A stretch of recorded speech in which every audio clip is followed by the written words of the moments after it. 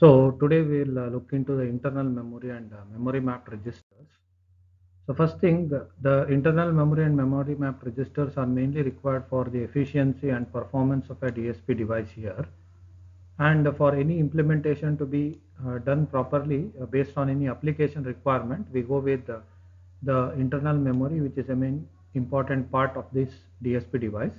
And the memory mapped registers are also required for increasing the efficiency of this device. Then the TMS320C54 memory is organized into three parts or three spaces. One is for a program, one is for a data, the other is for IO spaces. And this device contains both RAM and ROM.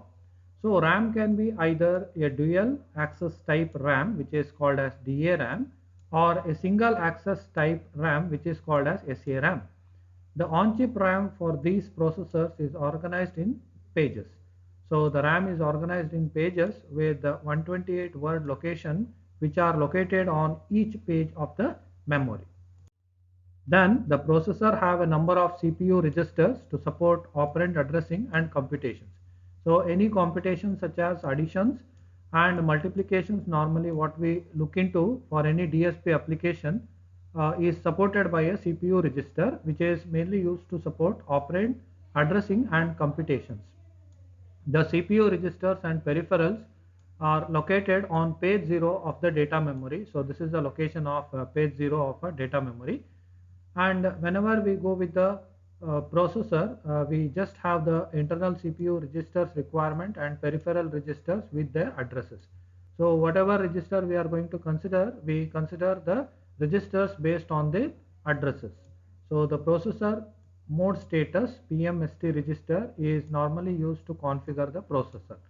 So this is what we consider as one of a register which is required for identifying the status of a particular register. So it is a memory mapped register located at the address 1DH on page 0 of the RAM. So this is what we consider, and a part of on-chip ROM may contain a bootloader and lookup tables for functions such as sine operation, cosine and mu law and A law. So this is normally used for in a communication system for compression and expansion, which is used for any application of DSP which is required for compression. So this is normally making use of a bootloader and lookup table, which is always on a on-chip ROM and which is used for a function such as sine, cosine, mu law and A law. Then, so these are the internal memory mapped register for TMS320 processor. So out of this we can have one or two IMR and IFR for representing it as the interrupt mask register, interrupt flag register, and the status register ST0 and ST1, and the accumulator with the lower word AL, accumulator with the higher word AH, and accumulator with the guard bits AG, followed by the accumulator B with again lower word, higher word and the guard bits. And coming to the register, we consider the registers are auxiliary registers. So auxiliary register 0 to auxiliary register 7. So including a total of 8 registers which are auxiliary registers are used, and a stack pointer register is also available in the memory of the DSP processor. So any of this can be used in the explanation of internal memory mapped register of TMS processor, followed by the peripheral register which is required for a TMS320 processor. So that is a timer register which is using timer period register or timer control register, then followed by a general purpose IO register or IO control and IO status register, and a data receive registers DRR, we consider it as data register or data receive registers.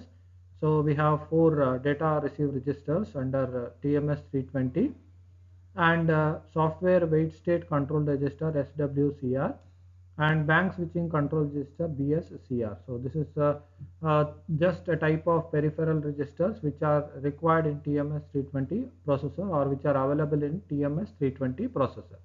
So no need to go in detail in this. Then we have a status register ST0 and ST1. So ST0 is a status register which contains a status of flags normally related to accumulator A and accumulator B. So OVA represents the overflow in accumulator A, OVB is the overflow which occurs in accumulator B, and C represents a carry flag, and TC represents the test or a control flag. So this is about the registers. So we have ARP, auxiliary register pointer, TC, test or control flag, and a carry flag C or a carry bit, which is used to represent whether any carry is generated during a process of addition or not. And the TC is a test or a control flag. It just tests the condition of a control flag, whether it is set or reset. And auxiliary register pointer is represented by ARP. And if there is an overflow flag or overflow condition for the accumulator A, this overflow flag for accumulator A will be set. Similarly with the accumulator B, overflow flag of accumulator B will be set, and DP represents a data memory page pointer or data pointer in general. So these are several pointers and the accumulators which are under status register 0 or SR0. Coming to the status register 1, so this is the structure of status register 1, and these are the flags and the registers which are available. So BRAF, that is block repeat active flag. So if any block repeating instructions are used, then this flag is going to be set or reset. Then BRAF is 0, the block repeat is deactivated. So there is no instruction written for the repetition of any block or set of block instruction which is in a DSP processor.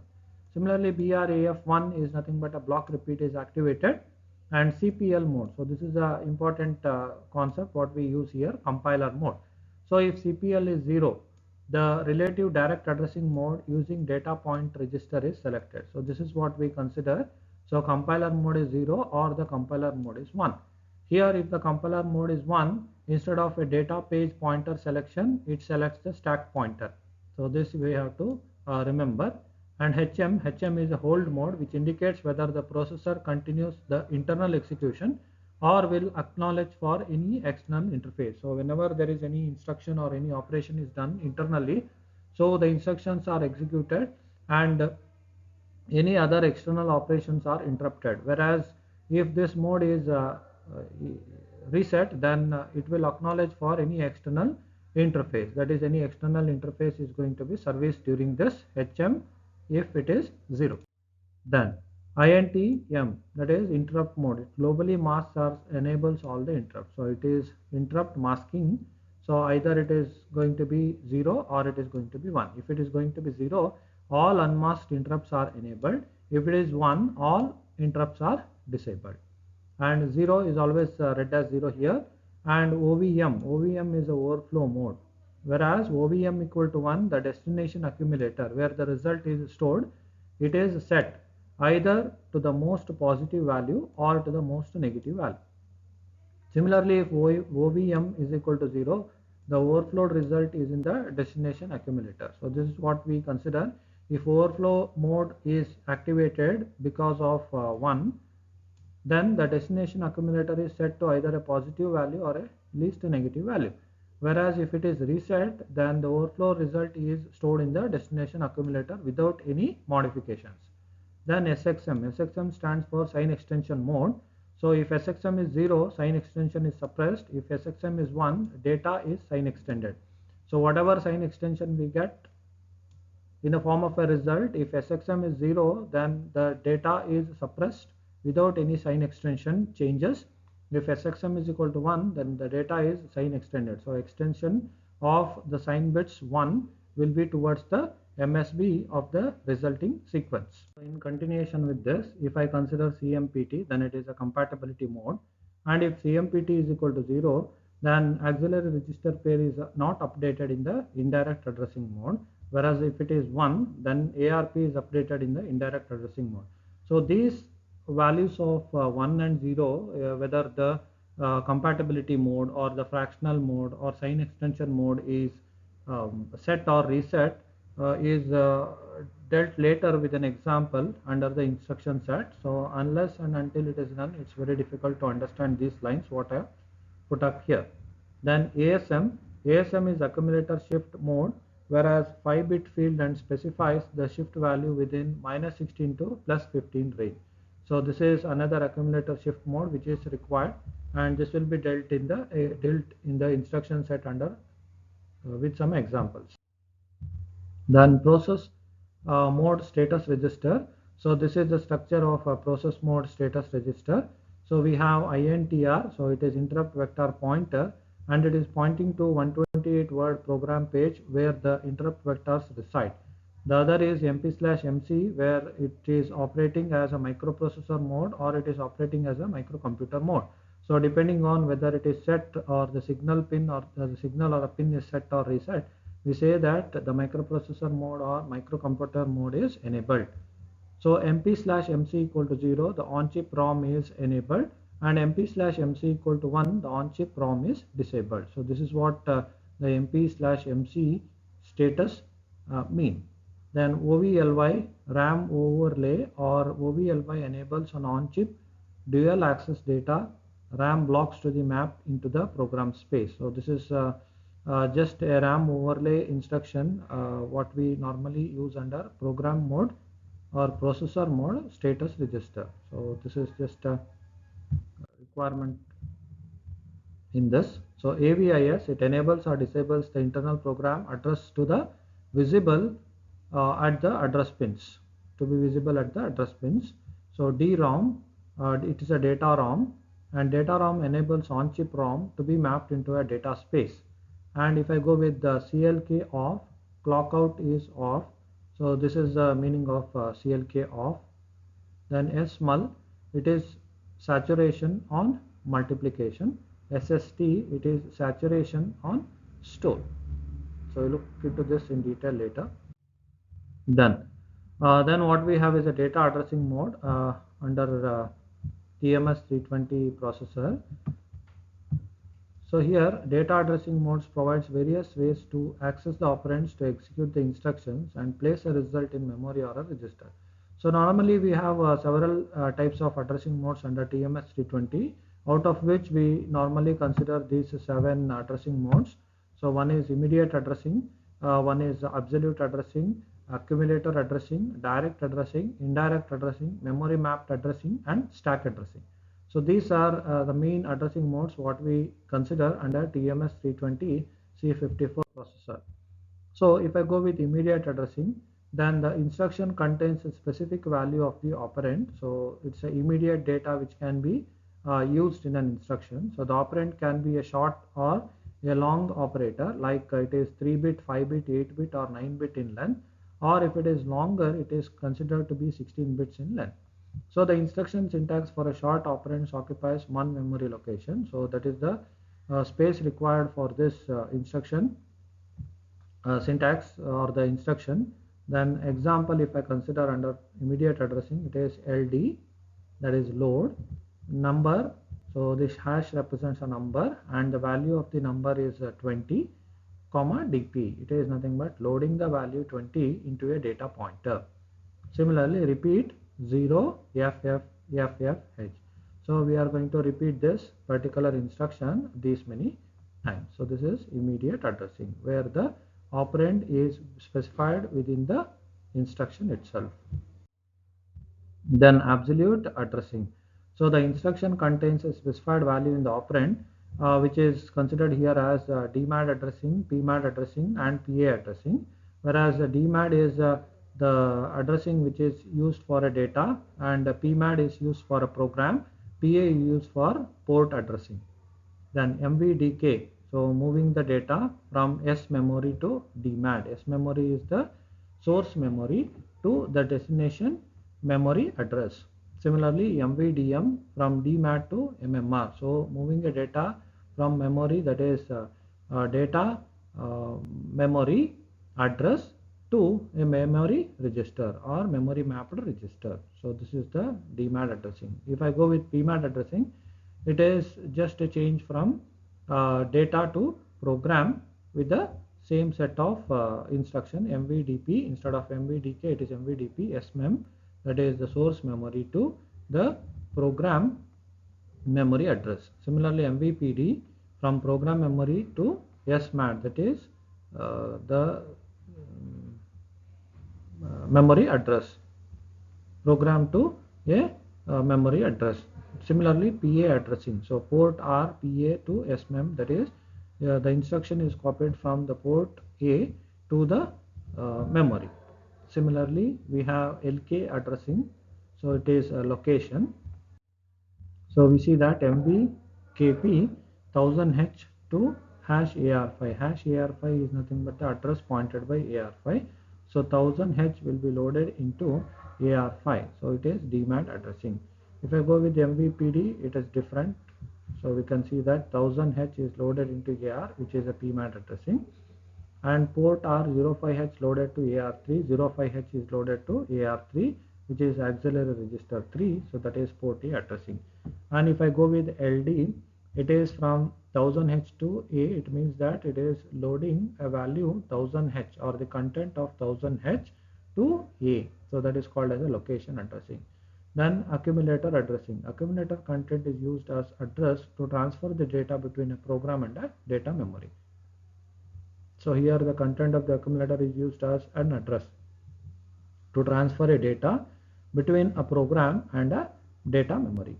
So it is read A hash AR2, one example. Then direct addressing. So base address plus 7 bits of value contained in the instruction is equal to 16-bit address. So this is what we consider under direct addressing. We take it as a base address plus some value gets added to this, considering it as the offset address. So a page of 128 locations can be accessed without changing in data pointer or a stack pointer. Then compiler mode bit CPL in ST1 register is used. So if compiler mode or compiler in CPL bit is equal to 0, it selects DP, that is a data pointer.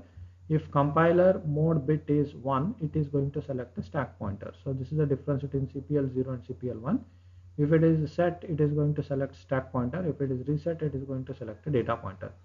And then whenever we select SP instead of a data pointer, the effective address is to be calculated by adding a 7-bit offset to a stack pointer. So that is the main idea of using the 7 bits of value contained in the instruction.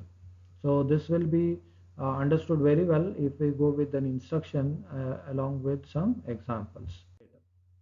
So this is the structure or the block diagram of direct addressing of TMS320 processor. What we can look into this is the data pointer and stack pointer, and depending on the state of CPL, we can see that the data pointer or the stack pointer gets selected for any operations to be done in the DSP TMS320 processor. Then indirect addressing. So the data space is accessed by the address present in the auxiliary register. So this is the indirect addressing. We are not going to directly address or point to any address. Instead, we are going to access the content by an address which is present in the auxiliary register. So the auxiliary register is going to be going to store the address where the data is stored. So this has got 8-bit or 16-bit auxiliary register, so AR0 to AR7, and it has got two auxiliary register arithmetic unit, ARAU0 and ARAU1. So this is already known and used to access the memory location in a fixed step size. Then AR0 register is used for indexed and bit reversed addressing mode. So we look into this later, what is indexed addressing and bit reverse addressing. Then for single it operand addressing, we are going to use the indirect addressing. Then this is the mode what we are going to use, that is types of indirect addressing, that is a mod what we are going to use. Then ARP is entirely dependent on CMPT bit which is in the register, which is in ST, that is status register 1. So if CMPT is 0, it is standard mode, ARP is set to 0. If CMPT is equal to 1, it is operating in a compatibility mode, particularly auxiliary register is selected by the auxiliary register pair. So ARP is auxiliary register pair which is going to select a particular AR from a set of AR0 to AR7. So this is what the indirect addressing is used. And this is the block diagram of an indirect addressing mode for TMS320 processor, where we can see that there are ARP auxiliary register pair. which has got a set of registers considering AR0 to AR7, and the data bus and the program or the address buses, what we consider it as auxiliary register address units AR AU0 and AR AU1, and this is data address, and this is EAB. This is the output what we get for read and write operation depending on the registers used AR0 and AR1.